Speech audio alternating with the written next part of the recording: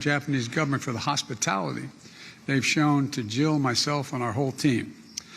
Being in this city and visiting the memorial on Friday was a powerful reminder of the devastating reality of nuclear war and our shared responsibility to never cease our efforts to build for peace. And together with the leaders of the G7, we have reiterated our commitment to continue to work toward a world free from the threat of nuclear weapons. Over the past few days have showcased the unity of purpose among the G7. It's a very different organization than it was 5, 7, 10 years ago, because we're addressing the challenges that matter most to the world. We're united in our efforts to strengthen global health security. And yesterday I announced that the United States plans to contribute another $250 million to the pandemic fund at the World Bank to make sure the world is better prepared to prevent, detect, and respond to future pandemics. We're united in our commitment to climate action and accelerating the transition to a global clean energy economy by investing in the industries of the future. We're united in our push to build a more resilient and inclusive global economy that can better withstand the kinds of shocks that we've experienced over the last few years, including by building a more secure and more diversified supply chain. Through the Partnership for Global Infrastructure and Investment, which we launched last year at the G7 summit in Germany, we've addressed the infrastructure needs that are holding back too many low and moderate income countries, particularly in the global south. The United States has already mobilized more than $30 billion in PGII projects around the globe, a significant step toward our collective pledge of the G7 to mobilize $600 billion in investment by 2027. And we've resolved to reform the multilateral development banks to give them more flexibility and better able to fight poverty by helping respond to global challenges. Now, we're also united in our approach to the People's Republic of China. And the joint statement released yesterday outlines the shared principles we've all agreed at the G7 and beyond dealing with China. We're not looking to decouple from China. We're looking to de-risk and diversify our relationship with China. That means taking steps to diversify our supply chains, and we're not dependent on any one country for necessary product. It means resisting economic coercion together and countering harmful practices that hurt our workers. It means protecting a narrow set of advanced technologies critical for our national security. And those elements are all agreed on by the G7. Finally, joined here in Hiroshima by President Zelenskyy, and the G7 reaffirmed our shared and unwavering, let me say it again, our shared and unwavering commitment to stand with the brave people of Ukraine as they defend themselves against Russia's brutal war of aggression and the war crimes being committed.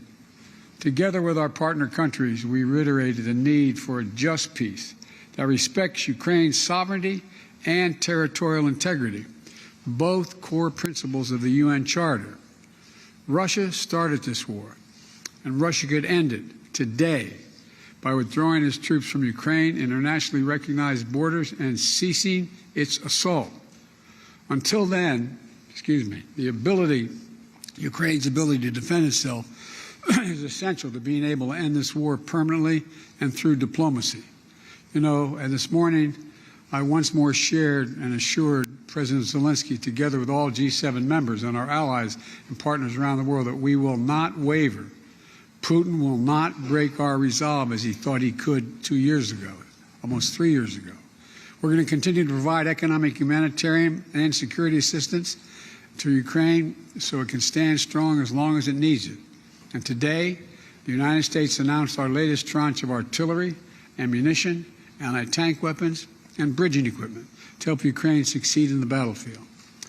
You know, in my private meeting with President Zelenskyy after the G7 meeting and with his staff, I told him the United States, together with our allies and partners, is going to begin training Ukrainian pilots in fourth-generation fighter aircraft, including F-16s, to strengthen Ukraine's Air Force as part of a long-term commitment to Ukraine's ability to defend itself.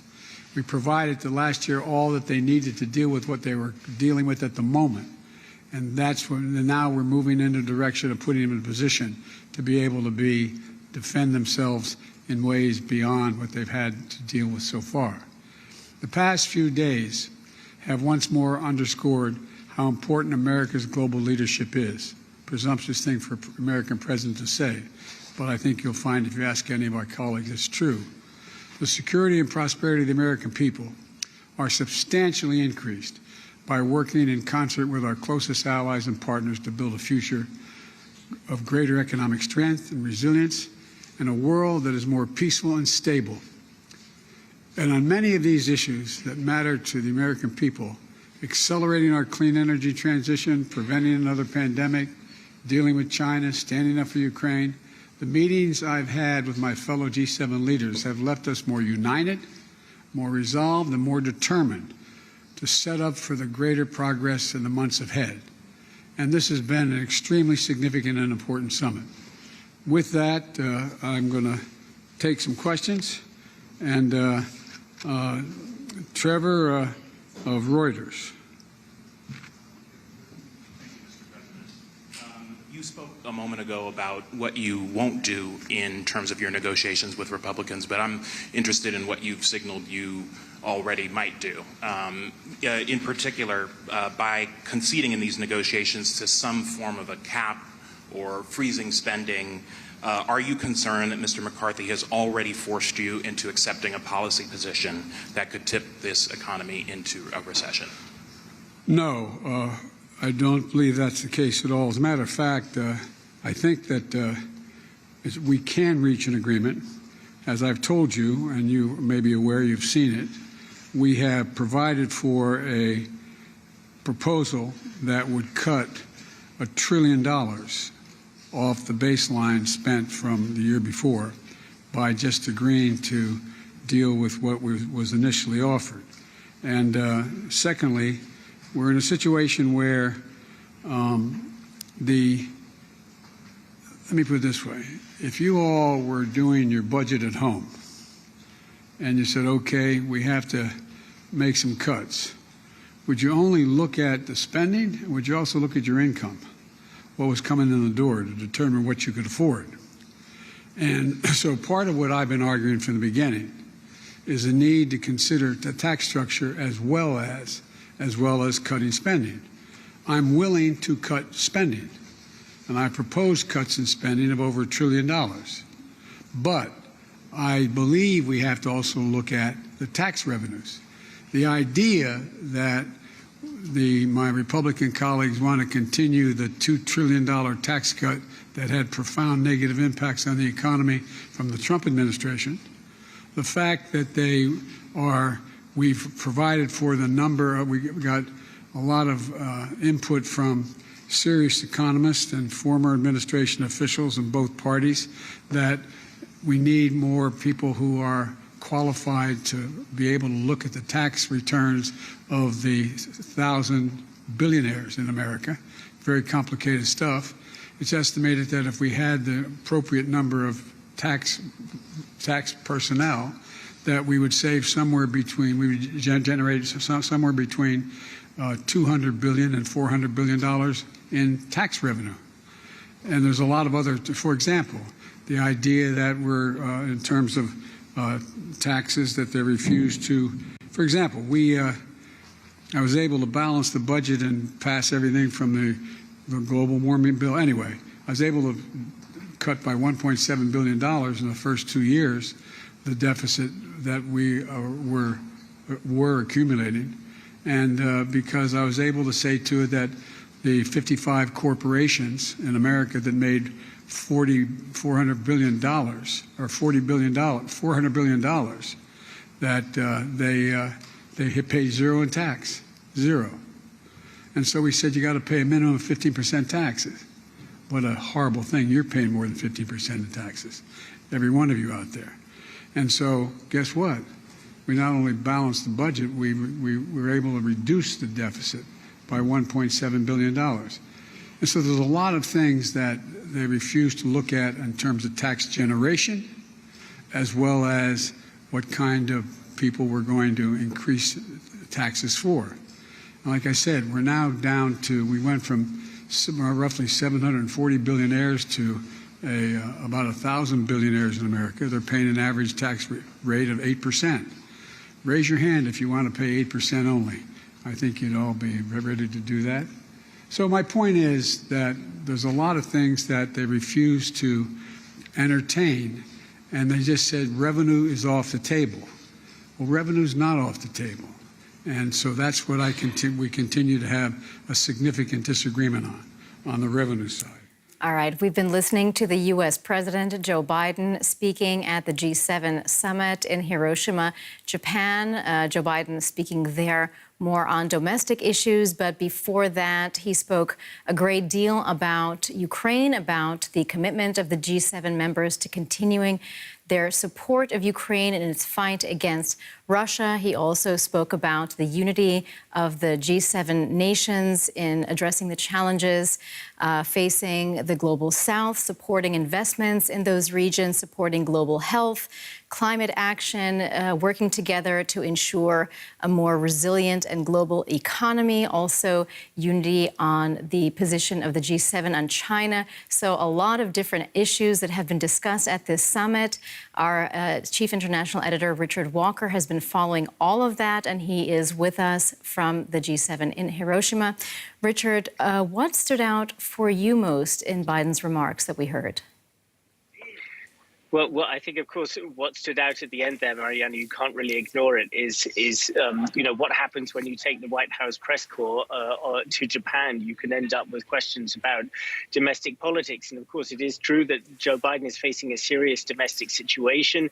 What we were just hearing him there is addressing the fact that the United States is approaching what's called the debt ceiling, that it has to go to Congress to get it to approve a further raising of the amount of money that it can borrow on international markets to keep the government operating. We know that in recent years, in recent decades, this has happened on several occasions, that debt limit has been hit, and then suddenly the U.S. government has to shut down operations. So that's the situation back home in the United States at the moment, this kind of big game of political chicken that is being played between the Republicans and the Democrats. And that actually meant that Joe Biden is cutting this trip short. He was intending to go on from Japan to Papua New Guinea and to Australia on a sort of regional tour. The first ever president set foot in Papua New Guinea.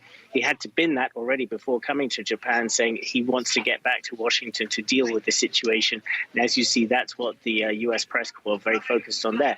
But Biden, in his remarks, certainly saying that he has a much better story to tell on the international front. The discussions going on here at the G7, I think the G7 leaders seem pretty satisfied by the progress that they've made, both in terms of showing support for Ukraine, the fact that Volodymyr Zelenskyy came here, very powerfully symbolic. I'm sure we'll talk about that in a minute. We're going to hear from Volodymyr Zelenskyy soon as well in his own press conference, and also talking about relations with China, trying to get the G7 countries to really harmonize their approach in how they should deal with the rising power of China economically, strategically, diplomatically, militarily around the world. And they've kind of gathered around this buzzword, which has come out in the last few months of the idea of de-risking the relationship. So trying to pull the risk out of elements of the relationship, whether economic, technological, rather than the more kind of hardline language of decoupling, which has been discussed in recent years in some parts of the United States, the idea of really making a pretty hard cut of relations, particularly on the economic front, between Western powers and China. Joe Biden underscoring there that he feels he doesn't want to decouple from China. He doesn't want to sever ties, but what he does want to do is more selectively try to remove risk in the relationship. So he feels he has a good story to tell on the international front from here at the G7. But obviously, the politics back home is complicated right now. That was our chief international editor, Richard Walker, reporting from the G7 summit in Hiroshima, Japan. Richard, we will be checking back with you once Volodymyr Zelenskyy does address the members of the press. We'll be bringing our viewers Zelenskyy's remarks live as soon as they get underway, and we will be speaking with you again for your analysis.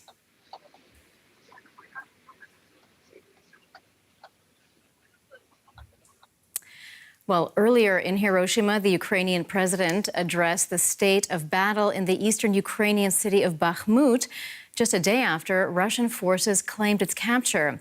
At that meeting at the G7, Volodymyr Zelenskyy said there is nothing left in Bakhmut and that the town was, quote, only in our hearts. Shortly after, his spokesman denied that this was indeed an admission of defeat. On Saturday, Russia's Wagner mercenary group, run by Yevgeny Prigozhin, said its forces had captured the city, prompting congratulations by Russian President Vladimir Putin. Bakhmut has seen fierce battles for months and has become infamous for its trench warfare and high casualty toll on both sides. We can now have a listen to what Zelenskyy said earlier when questioned by a reporter in Hiroshima. Mr. President, Zelenskyy, is Bakhmut still in Ukraine's hands? The Russians say they've taken Bakhmut. I think no. But you have to understand that there is nothing. They destroyed everything. There are no buildings. It's a pity, it's tragedy, but for today, Bakhmut is only in our hearts. There is nothing on this place. So what should we make of that statement from President Zelenskyy on Bakhmut? I put that question to our correspondent in Kiev, Matthias Böhringer. Yeah, I've also just talked to Zelensky's spokesperson to clarify on this. The spokesperson, he says that Zelenskyy was referring to the latter part of the question. There was the question, is Ukraine still in control of Bakhmut? And then Wagner claims that they had conquered the whole of the town. And he says this, I don't think so. This short sentence refers to the second part. That's maybe part of the confusion. However, let's just be clear what we are talking about. Ukraine being in control of the city is nothing near the reality. Ukraine was in control lately of only a very, very small part, just a few roads inside the city. And the Ukrainian chief general staff has said that fighting was still continuing. So the question is Wagner, or are the Russians in full control of all of the city's territory, or is there a little part left where that's either under Ukrainian control or where battles are still going on? That's what we are talking about. So when he said that there's nothing left of the city, he was referring to the physical damage done to the city. There's really nothing left of the city. That was DW correspondent Matthias Böhringer reporting earlier from Kiev. Well, among Ukraine's neighbors, the war is weighing particularly hard on Moldova, where the president has called a rally in support of the country's desire to join the European Union. Moldova has faced rising pressure from Moscow since Russia's full-scale invasion of Ukraine. The government of President Maya Sandu and most of its citizens do want closer ties to the EU. But on the Ukrainian border is Transnistria, a breakaway region that has hosted Russian troops for decades. Today's demonstration is expected to draw tens of thousands of people. I spoke a short time ago to journalist Diana Popa in Chisinau, who is attending the rally there today. I asked her what the protesters are demanding. The National Assembly, called European Moldova, has just started, and there are already thousands of people who have come to express their desire to be a part of the European Union. As the president of the country said before, Maya Sandu, she said that this is the way that we tell the world that we are Europeans and that this is the path we have chosen to follow. Also, we know that the president of the European Parliament, Roberta Metsola, will be here today, and she will deliver a speech and will address the people together with the president of the country. In the end, a resolution is expected to be voted. We haven't seen the text yet, but it is clear that it will reaffirm the European vector of the Republic of Moldova. Today's National Assembly is a kind of warming up before the European Community political summit, which will take place in Moldova on the 1st of June, when over 50 heads of states, governments, and European officials will come to Moldova And it is a good chance for our country to show that we want to be a part of the big European family. I'd also like to remind that on the 23rd of June last year, Moldova was granted the candidate status for the European membership. And recently, the European Parliament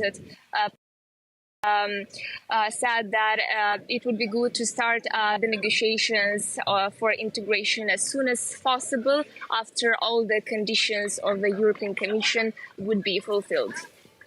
Well, despite Moldova's aspirations to join the European Union, Russia still does have quite a lot of influence on the country. Can you tell us about that?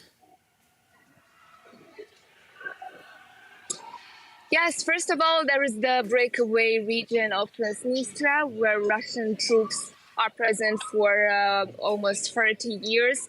And they influence and put a lot of pressure on Moldovan government. And secondly, we have a lot of pro-Russian political forces.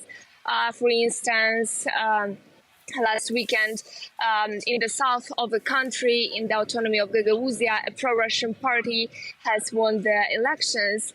And it is a party led by Ilan Shor, who is now in exile in Israel after he's been sentenced in Moldova for stealing billions of euros from Moldovan banks. And also he's under UK and US sanctions. But he's the one who funds a lot of anti-governmental protests, three of which are happening even today. So pro-Russian influence is really present here. But still, 60% of our population, according to the latest polls, want to integrate into the European Union. And these numbers are growing from one poll to another. Also, the help we are delivering for Ukraine and the shelters we gave for Ukrainian refugees highlight this idea. That was journalist Diana Popa reporting from Chisinau. Diana, thank you so much. Now let's turn our attention to some of the other stories making news around the world. German Chancellor Olaf Scholz has arrived in South Korea for talks with President Yoon Suk-yeol after attending the G7 summit in Hiroshima. The first German chancellor to visit Seoul for a bilateral meeting in 30 years, Scholz will travel to the demilitarized zone dividing North and South Korea ahead of his summit with Yoon. Sudan's army and paramilitary RSF have agreed to a 7-day ceasefire. The United States and Saudi Arabia said in a joint statement the truce would take effect on Monday. Both sides have previously announced ceasefires, but then violated them. The fighting between Sudan's warring factions has plunged the country into chaos. Tensions are high in the Democratic Republic of Congo after security forces fired tear gas at anti-government protesters and clashed with them on the streets of Kinshasa. Demonstrators are angry over the rising cost of living and alleged irregularities in voter registration ahead of elections due later this year.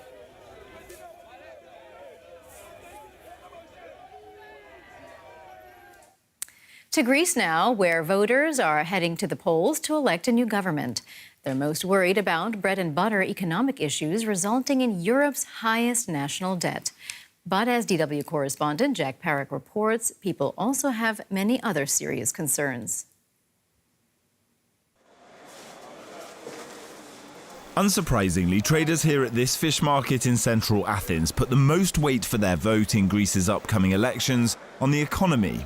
The prices went up, the cost of transportation went up, shipping went up, the cost of the plastic box that we pack our fish went up, so the entire cost went up from like 15 to 30%.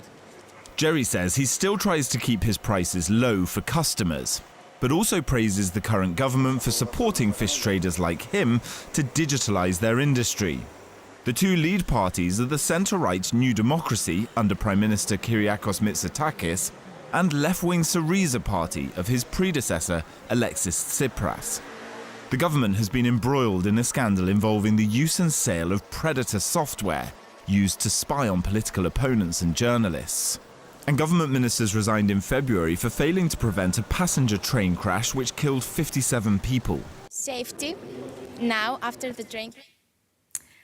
All right, you're watching DW News, and we are bringing you live pictures from the G7 summit in Japan, where Ukraine's President Volodymyr Zelenskyy is about to speak to the press.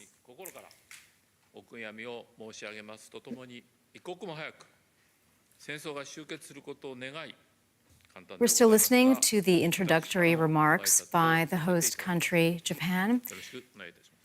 And now Volodymyr Zelenskyy is expected to begin to speak. Дуже дякую за важливі слова підтримки. Високо цінуємо це. Дуже дякую.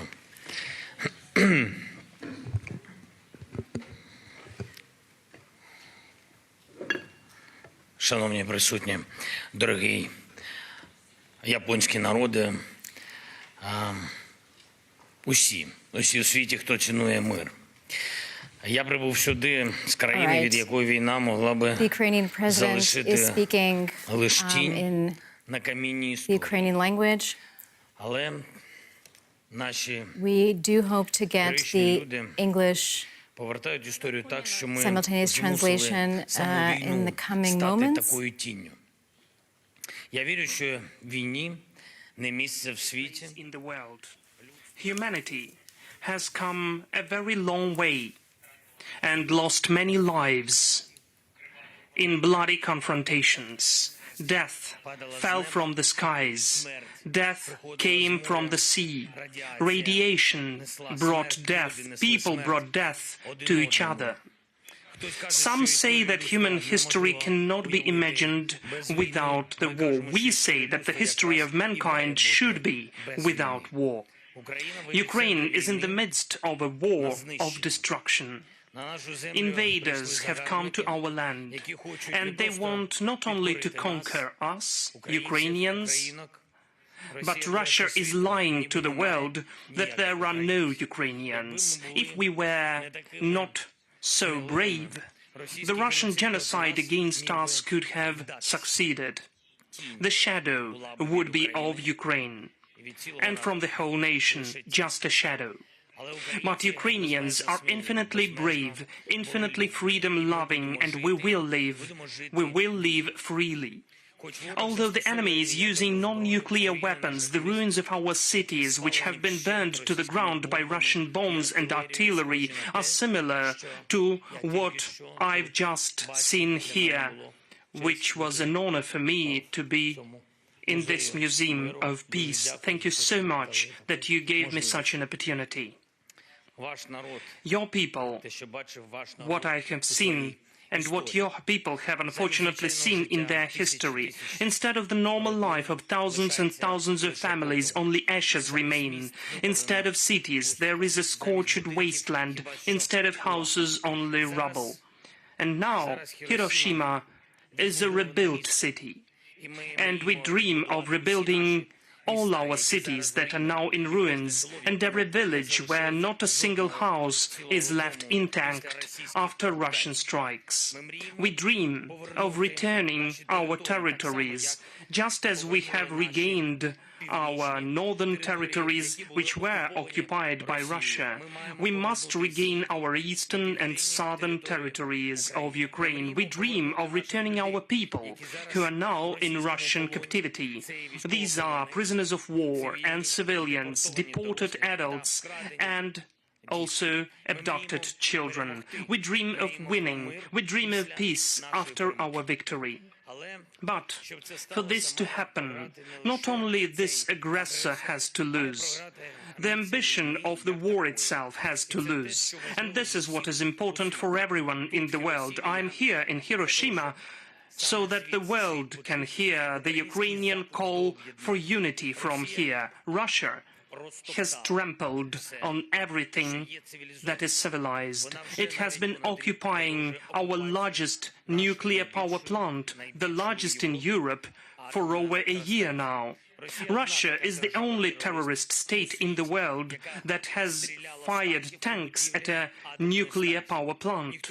No one else has ever used a nuclear power plant as a training ground for weapons and shells. Russia is hiding behind a nuclear power plant to fire rocket artillery at our cities. If anyone in the world is still able to ignore Russia's other war crimes, its crime against humanity should definitely prompt action by everyone. This is from us, Ukraine, which had to endure the radiation disaster of Chernobyl in 1986. Until now, part of our land is a closed zone, a zone of exclusion. Imagine, it was through this zone that the Russian troops conducted their offensive. They dug trenches right in the forests where they had buried radiation-contaminated materials back in Soviet times. If the level of evil and stupidity in Russia's action is left unchecked, the world will inevitably become a wreck. It is only a matter of time before other criminals in public office want to wage similar wars. If Russia is allowed to keep even a sliver of the territory it occupies, international law will never again apply. Ukraine has proposed a peace formula. It is honest and realistic. Its first point is radiation and nuclear safety. Russia must stop blackmailing the world with radiation and nuclear weapons and hand over the nuclear power plant it is currently occupying to the full control of Ukraine and the IAEA. In total, our peace formula has 10 points, and the meaning of each of them is confirmed by UN resolutions. It contains everything that will work to end Russia's war against our country, but the power of the Ukrainian peace formula is that by stopping Russia's aggressive ambitions and restoring the security that Russia has violated, we will give the world one additional result. We will paralyze other potential aggressors. When everyone who wants war sees how united and determined the world is when it wants peace, there will be no point in even starting a war. So far, the world has not had a formula that could stop aggression. Ukraine offers it. Ukraine offers the world salvation from war. To do this, we need to unite and make Russia the last aggressor. After the defeat of its invasion of Ukraine, only peace will reign. We, the people, have different cultures, different views, different national flags. Yes, but we equally want security for ourselves and our children and grandchildren, and our lives will equally burn to ashes if, God forbid, war comes. Everyone in the world should do everything possible to ensure that wars are only shadows on the stones of history and that they are only seen in museums. Everyone in the world must respect other nations. Everyone in the world must recognize state borders. Everyone in the world must defend justice. Everyone in the world should care about life. Everyone in the world must take peace as their duty. I thank you, Hiroshima, for every blue and yellow flag on the streets these days. When there is a Ukrainian flag, it is evidence that there is faith in freedom, faith in life, faith in our people. Thank you, Japan, Mr. Prime Minister, Fumio Kishida. I thank you so much, the entire Japanese people. Thank you for your comprehensive support, eternal memory to all victims of wars. May there be peace. Glory to Ukraine.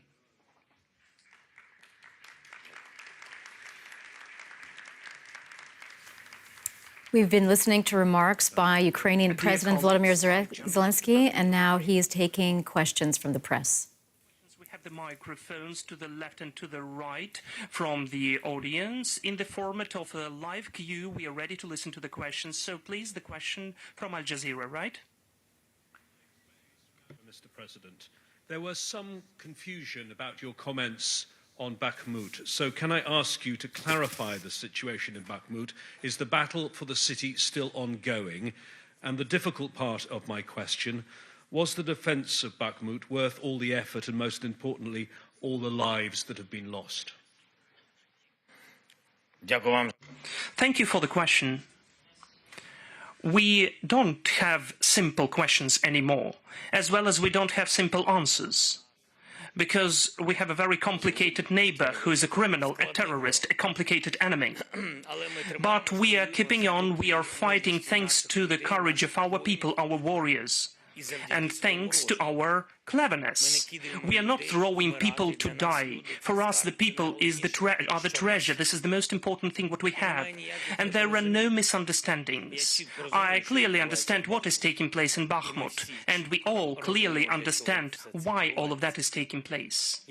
I cannot share with you the tactical views of our military, of our warriors, but as of today we can see that the country, which dozens times is bigger than we are, cannot occupy us, cannot win in this war. And we understand that a bit more and then we will be prevailing.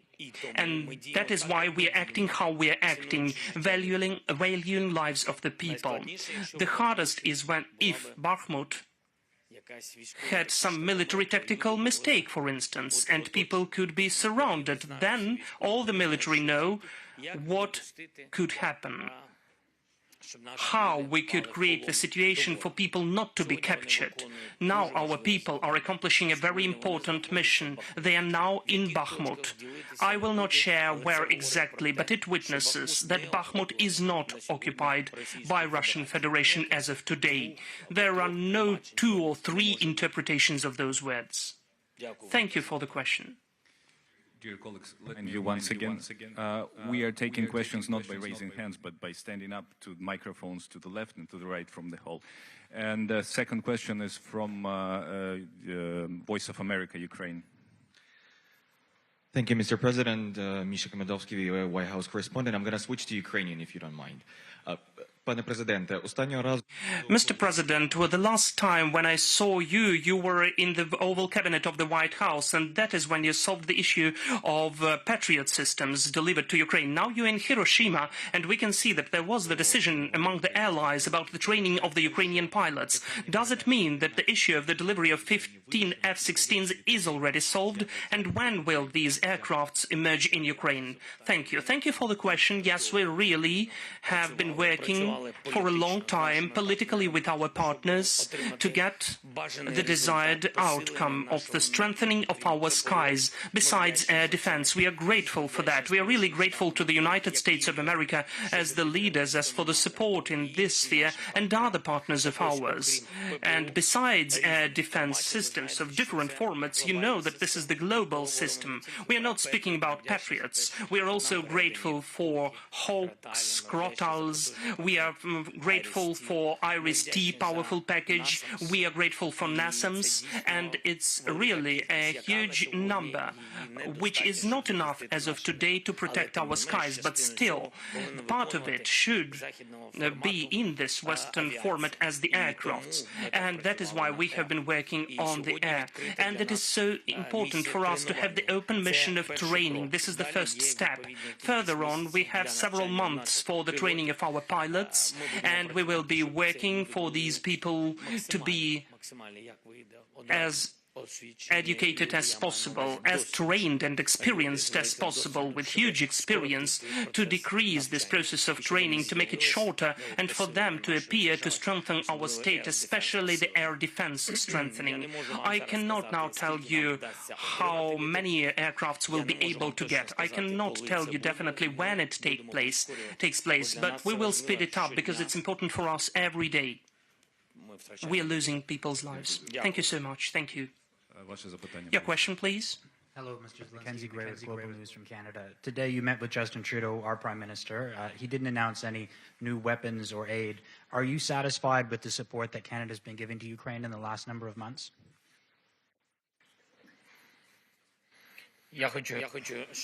I would like you to understand, we have powerful relations with Canada. There are some of the points which maybe publicly cannot be commented. So far, we don't have anything to make public. We are working on something, but Canada is supporting us. We are speaking today with a powerful block of demining equipment. You know, this is about the hundreds of thousands of square kilometers, because Russia is not just an enemy. They are acting not like an enemy, but as a terrorist. They mined our fields, and these are really hundreds of thousands of square kilometers. And here, the help of one country wouldn't be sufficient enough. That is why we're saying that Canada supported us with this package. Moreover, now we have the beginning of the delivery of the certain equipment from Canadian side. It has already taken place. Your question, please? Bloomberg, right? Yes, thank you. Mr. President, Rosalind Matheson from Bloomberg in London. I wanted to ask you, you've met many leaders here while you've been at the G7, but one leader you're not seeing is the Brazilian President Lula. I wanted to know why that's not happening. And the reason I'm asking is because Russia is the aggressor in this war. As you said, you hope that they are the last aggressors, and yet even some of the leaders here, it seems, don't see that as clearly as you do. And why is that? And how can we do more to stop countries like Brazil, India and China sending sources of hard cash to Russia? Thank you. Thank you for the question. Well, first of all, we don't have any proof and evidence that Brazil, China or India are sending any weapons to Russia, though I will be frank with you, I was in touch with certain leaders not to have any steps from their side. And this is the first point. Secondly, it's so important for us to be united together, to get together. This is a very important sign and a step.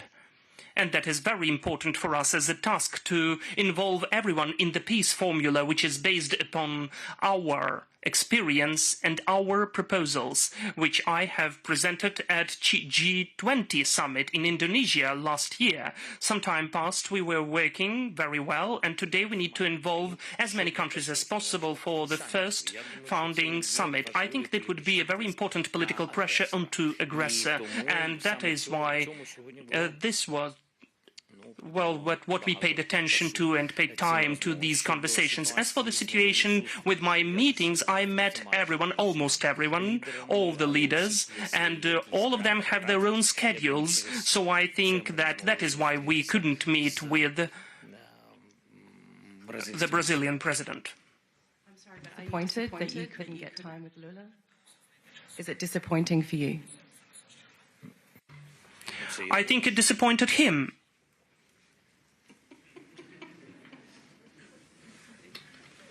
Thank you. The next question in the back.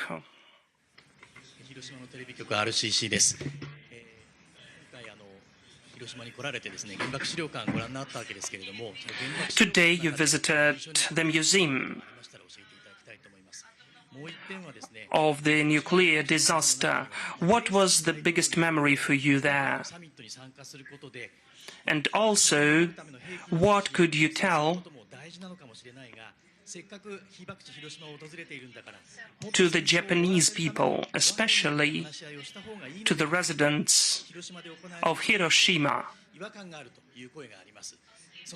as we understand that you're asking about the weapons, but not all of the people in Japan, especially here in Hiroshima, are supporting this idea. Maybe you should speak more in Hiroshima about negotiations for peace. Thank you for the question. I think that, in fact, what has taken place in Hiroshima and the ruinings which are taking place at our country historically, well, it wouldn't be fair to compare, though I would tell you sincerely today, and there was the first question about Bakhmut, by the way, so let me tell you, let me be sincere, that the pictures of ruined Hiroshima really totally remind me Bakhmut and other similar settlements and towns. Just the same, nothing alive left. All of the buildings have been ruined. There is no understanding where the street is, where the house used to be. This is just a total destroyed area, nothing left, not a single person left. And what's the comparison, as you say, and symbolism? Let me tell that we can see where we are now at. This is the modern city today, which looks alive. It's important with the respect of the people to the values. And these are the pictures of the tragedies of Hiroshima and what we can see today. So I consider that the same will take place in Bakhmut and other our cities and settlements and villages and so on. Definitely it will be like that. Unfortunately today it's a tragedy, but in the future there will be reconstruction and recovery. So when you say that we are asking about something, I still consider that this is not correct. It's not appropriate. We are not asking. I would like to thank you, superiors. We are being invited. And this is the common vision of the peace of the future. This is the common recovery and reconstruction, because Ukraine is protecting common values. We have ruined and destroyed thousands of square kilometers. This is just horror. Donbass, where President Putin came to, telling everyone and providing the ideas for some of the states which were mentioned by Ms. Journalist before, saying and emphasizing as if he's saving lives of the Russian-speaking people. The whole Donbass, where there were lots of Russian-speaking people, this is how it looks like now, unfortunately. This is the tragic thing, how Hiroshima used to look like. The right microphone, the question, please. Thank you very much, President Zelenskyy. I am from domestic media called MBS. I'd like to ask you, you've just visited Atomic Bomb Museum in this evening right next to this building. Was there any specific exhibition that stay in your mind or in your memory that you want to share when you go back to Ukraine? And also, what does nuclear mean to you right now? Thank you for the question. Well, you know, it is really... There are lots of tragic pictures in the museum. The children, little babies, before their demise, before their death, and we have similar pictures, unfortunately. Only tears are in my eyes. This is just a tragedy, how the people are capable to do something like that, especially with the children. How can you do that to the children? Honestly speaking, I don't understand that. I don't have for that adequate diagnosis. I cannot understand this disease. That is why I'm not a doctor to understand the sick Russians who are having such attitude towards us, and the tragedy which I saw on your pictures, all of that is really very similar. And in my speech I was speaking about the shadow. I said that not in vain, because I could see the picture where there was only a shadow left of a human being who was just sitting and nothing was left. Only the fully incinerated life. This is the tragedy itself. So I decided to speak about that in the speech. The shadow which Putin wanted our country to look like. I found such an association. I do apologize for that. But this is my impression. The microphone to the right in the rear, please. Mr. Zelenskyy, Wong from BBC News. I have 3 questions for you. I hope you don't mind me asking you. Number 1 is, what kind of weapons deals have you secured at the G7 summit, and who gave you what? Number 2 is, how confident will you get your F-16s, since no countries have promised them to you yet? Number 3 is, when will your counteroffensive happen? What conditions need to be fulfilled before you decide to launch it? I'm not sure I will answer the 3 questions. First of all, which weapons?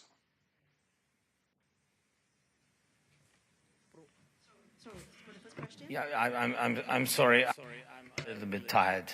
Yeah, the first was about the weapon, yes? The first is, what kind of weapons deals have you secured at the G7 summit from the people that you have met? And who will give you what?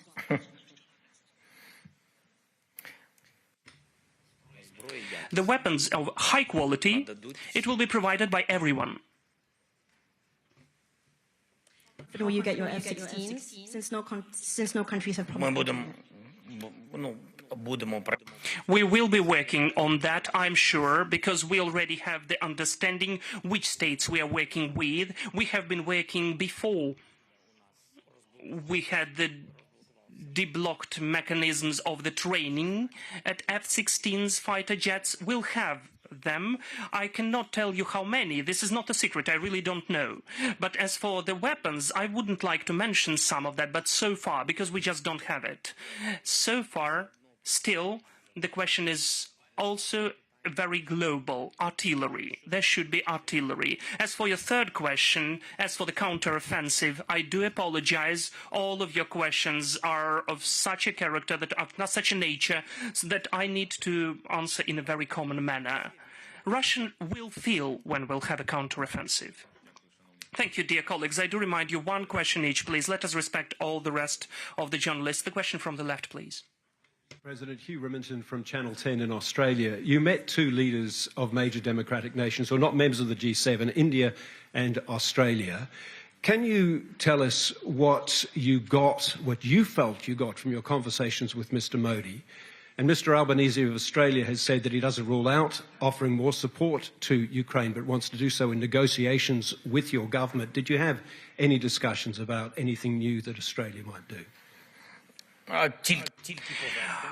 We are working with Australia, that is true. I cannot disclose any details. We had certain deliveries. We are grateful for those packages of support. We had a very nice meeting, the visit to Kiev, and I'm really grateful for that. And in fact, the visits of all of the leaders who are not afraid to come to us during the war, that is very respectful. As of Australia, India, the countries which do not belong to G7, for us the most important thing, just understand me, we don't have accidental meetings. I cannot afford myself to have accidental meetings because we are at war. I don't have time for that, really. So we were in Saudi Arabia before. We are working to involve the maximum amount of countries, number of countries with totally different continents, to involve all of them into diplomatic pressure onto Russia through the peace formula which is offered by Ukraine. This is why all of those meetings are important for us. Not only to be insisting as for the participants in the summit, no, but to be understood, comprehensible, because sometimes we understand that it is very hard to fight against narratives of the informational war which Russia waged many years before it waged the full-scale invasion into Ukraine. In informational sphere, it prevailed for many years in different continents and different countries, so I think that even some of the countries don't understand that they lost information war. And we are out of time, in fact, for speaking about these details. That is, whatever we can do today is to correct the situation, to make it appropriate, and we need to speak about that, mentioning the facts and to show it here. I'm grateful to you, as the representatives of the journalist community, that you are showing and informing people. You are saying the truth. Some of the states need this truth to be more frequent. Thank you. Please, from the rear. Good evening, Zelenskyy. Thank you very much for your speech. My name is Kathleen Benoza, and I'm from the Japan Times. So my first question would be, with your surprise visit, all eyes are now on Ukraine, and some say this takes attention away from Hiroshima and nuclear disarmament. What do you think about that?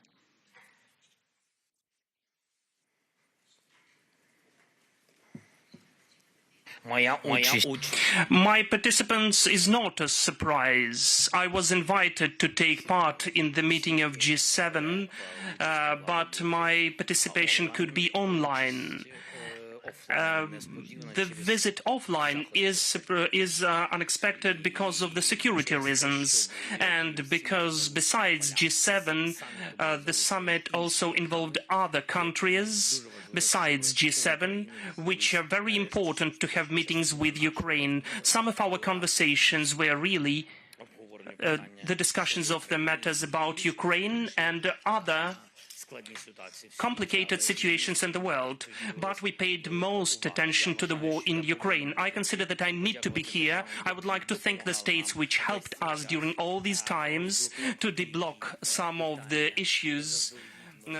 All right, you've been listening to a live press conference given by the Ukrainian president. We'll have more coverage of his remarks and analysis at the top of the hour after a short break. Thanks for watching.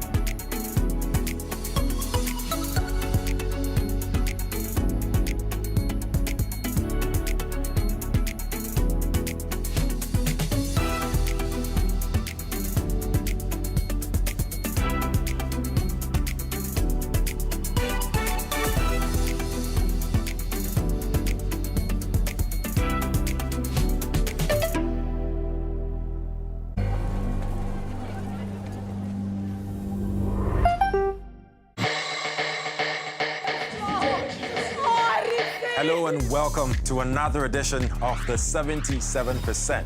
We investigate the phenomenon of fake pastors who use God, greed, and the gospel to manipulate and exploit vulnerable people. We look at how some pastors are finding sneaky ways of enriching themselves. The 77% in 30 minutes on DW.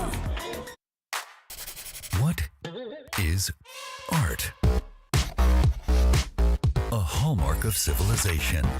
A reflection of our society. A spiritual awakening. Passion. An entire universe of culture. A new episode each week. Arts Unveiled.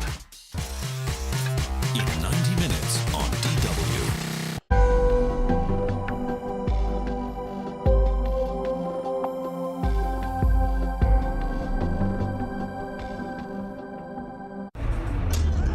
How can journalism help us in overcoming divisions? Register now for the DW Global Media Forum 2023 in Bonn, Germany, and online. An increasingly fragmented world with a growing number of voices digitally amplified. We see where this clutter can lead. What we really need: overcoming divisions and a vision for tomorrow's journalism. Register now and join us for this discussion at the 16th edition of DW's Global Media Forum.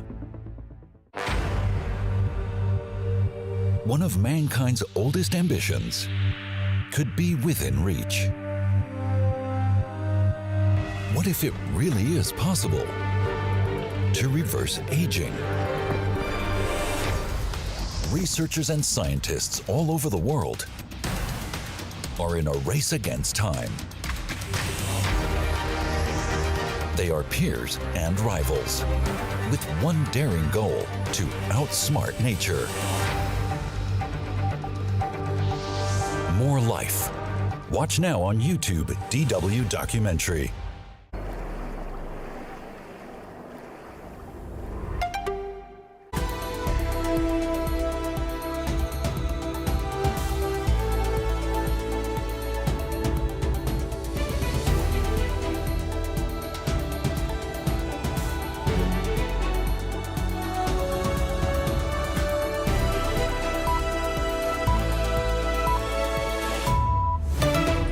This is DW News, live from Berlin.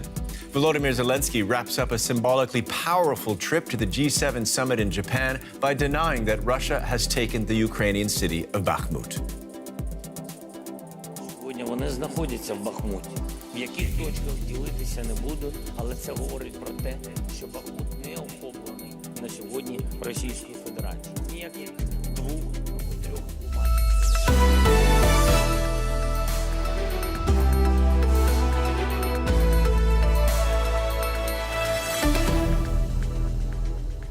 I'm Nick Spicer. Welcome to the program.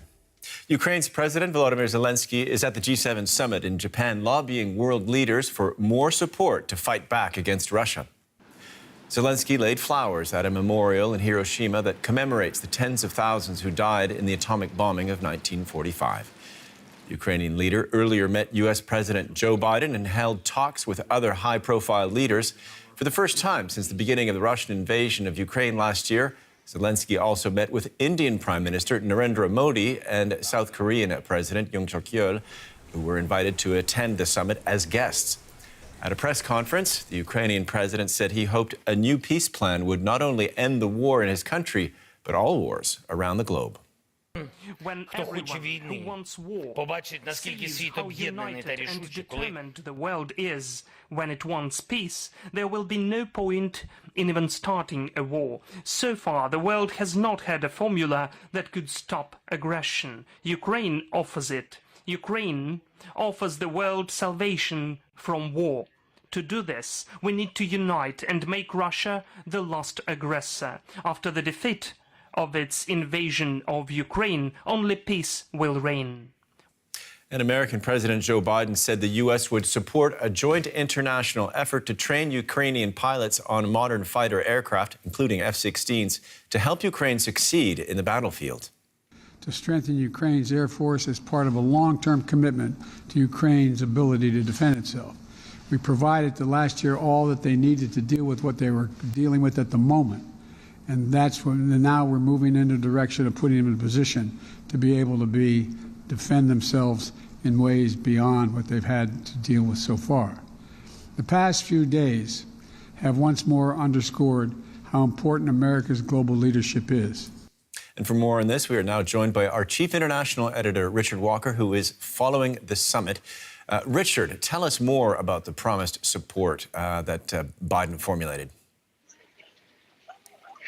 Yeah, well, we heard this even before Zelenskyy landed here in Hiroshima this weekend, with the Americans saying that they were going to go ahead with approving and supporting a training program for Ukrainian pilots to get them familiarized with the F-16 fighter, which is seen as the fighter. It's a very common fighter, and it's one that is seen as suitable for the needs of the Ukrainian Air Force. So getting those pilots trained so that they can use it, so that then a few months down the road, then they can receive those planes and start using them. So not weapons that Ukraine is going to get immediately, but the promise that they will be getting them in the future. So that is important also as a signal, not just to Ukraine that it's getting this support, but also as a signal to the Russians that Western support for Ukraine is more on an upward trajectory and not, as the Russians might have hoped, on a downward trajectory in the months ahead. I'd like to get to that in a moment, but as we heard, the Ukrainian president spoke at the summit, thanking the West for its support. What other takeaways do you have from what Zelenskyy said today? Yeah, I mean, and it was striking. I mean, here in the media center in Hiroshima, the journalists were really crowded around the screens as Zelenskyy spoke, and you had the same phenomenon when his plane touched down. So really the sense that Zelenskyy's arrival here had more of an impact than any of the actual members of the G7 taking part in this summit this weekend. And yeah, his message, and this is something that he's always done with his communication. We've seen this over the last year and a half. He's a skilled communicator. He will draw a connection to the place where he is, a very strong connection. And of course, Hiroshima for the Japanese is extremely important. You know, this is the place that was the first place in the world that was devastated by a nuclear bomb. Zelenskyy saying today, on a day where there's been discussion about whether the Russians have taken over Bakhmut or not, saying that the devastation in Bakhmut reminds him of the devastation that he saw shown in the museum here at the Peace Memorial in Hiroshima. So really drawing a direct connection between the experience of the Japanese here in Hiroshima and the devastation experienced by his Ukrainian people right now in the course of this war. And in sort of building up the emotion of Ukrainian suffering, and in meeting with heads of leaders from India, heads of countries such as India, do you think he's managed to win over more allies from these countries that are being described as transactional or sort of sitting on the fence at this G7? Yeah, I mean, it's too early to say. We'll obviously see what an impact these meetings may have had.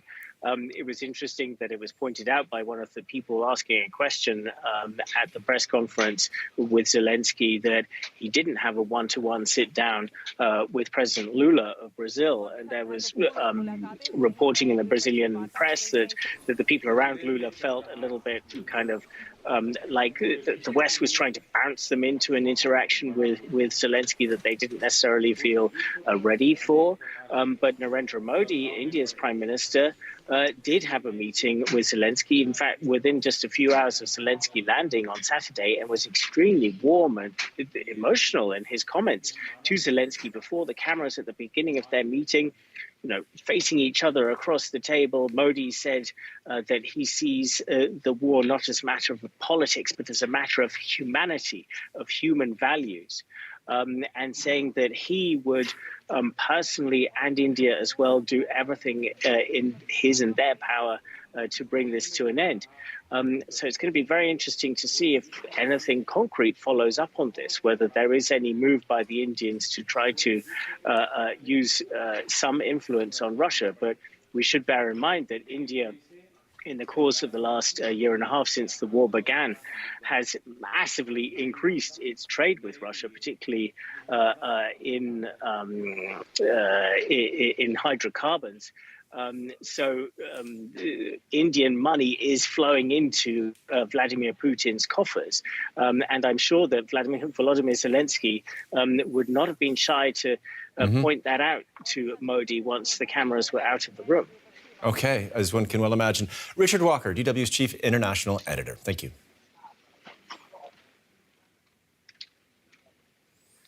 And for more on this, our correspondent Matthias Billinger joins us now from Kyiv. Matthias, Zelensky was again asked to clarify whether Russia is now in control of Bakhmut. What do you make of his statement? Yeah, he has said that Ukrainian soldiers are still on the territory of the city and that fights are still going on, after a confusion earlier today where he has kind of responded a little bit misleadingly on a question. Yeah, he says what the Ukrainian army, the military, the general staff, etc., they have said since yesterday that fights are still going on. But just to get the picture clear, we're talking about a very, very little edge of Bakhmut that Ukraine was still controlling in the last few days. The most part of the city is under Russian control. We don't know where the lines are advancing, where exactly these fights are taking place, if what the Ukrainians are saying is accurate. But we're not talking about Ukraine being in any kind of control over the city. We're just talking about Ukraine not being pushed out of the city completely. And seen from Ukraine, from the capital, Kyiv, what is the return on investment for Zelensky's recent trips to Europe and now particularly to this G7 on Japan?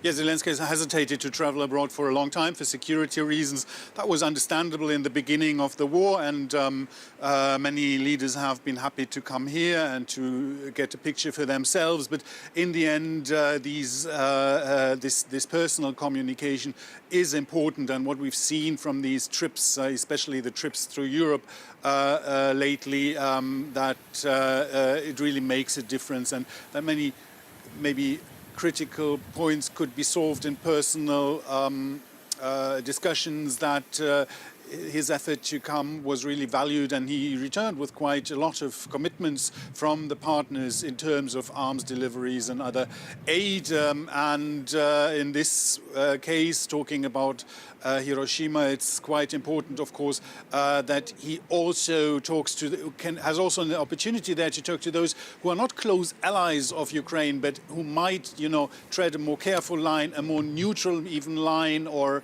a more equidistant line. and in order to win them over or to prevent them from establishing closer ties with Russia, of course, personal contact is helpful, as we have heard Richard saying before. Matthias Billinger in Kyiv, DW's correspondent in Ukraine. Thanks so much. Voters in Greece are at the polls to elect a new government.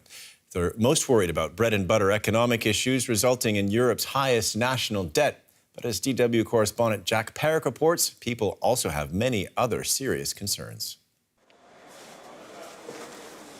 Unsurprisingly, traders here at this fish market in central Athens put the most weight for their vote in Greece's upcoming election